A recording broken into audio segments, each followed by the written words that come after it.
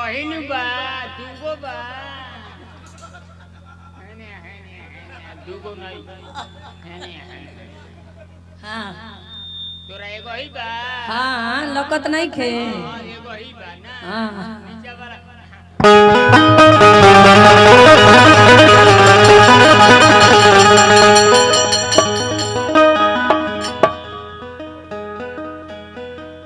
हाई कुल बतिया कहबो हां ना कहो सॉरी कह एगो ही बात कह दी दो कह दी ना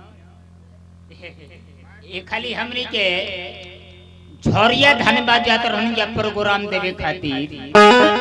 स्टेशन पर देखनी त बड़ा भीड़ भई रहे सोचनी कि काहे ना रिजर्वेशन करा लीही रिजर्वेशन कर ले तनी जा एक ही बोगी में हमनी के 3 आदमी के नंबर पड़ गइल पहली का सीटिया पर हम सुत गनी आ दोसर का सीटिया पर पायलवा सुत गइल आ तीसर का सीटिया पे एकर माई सुत गइल ट्रेन चलत माइयों के ना छोड़ेला ट्रेन चलते तो सपने में हमरा से का कहा जाता आह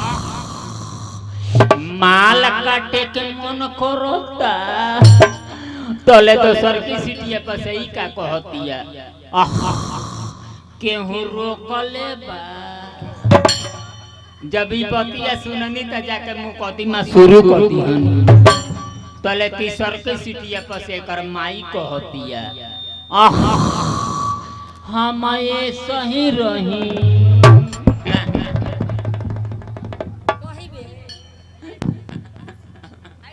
हम ये सही रही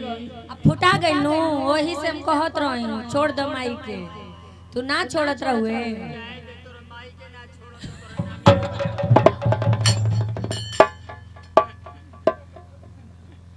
गइलन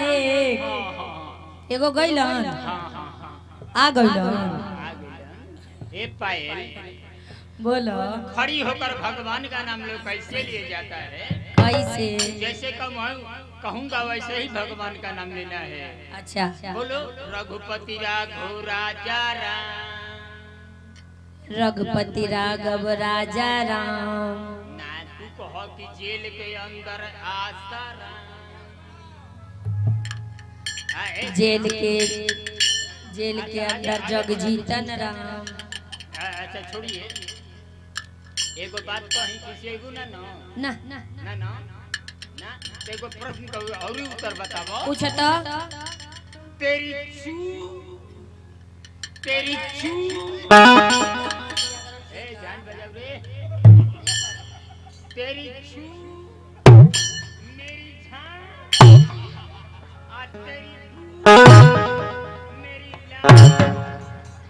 बताओ तो पढ़ो लिखो लगे तो नहीं खे मालूम हम बता दी बता दो तेरी छू मेरी झां का मतलब होगा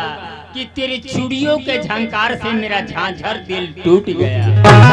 और तेरी बू मेरी ला का मतलब होगा कि तेरे बूटों के खनखनाहट से मेरा लंदन जाना छूट गया एगो मुर्गी के ऊपर मुर्गा चढ़ी गई लागल मुर्गवा तोर तबर छिछिरी खाचे तब मुर्गवा के तरह बोला था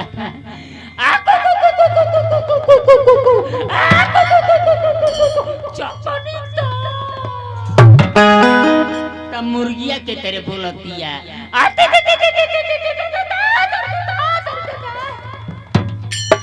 देखिए सीएपी कैप कैप मतलब होता है टोपी टोपी हमारे सर में आ जाएगी जरा जोरदार से तालियां बजाओ बच्चे मैं टोपी उड़ा रहा हूँ हम विश्व के महान जादूगर हैं बजाइए ताली बच्चों मैं टोपी उड़ा रहा हूँ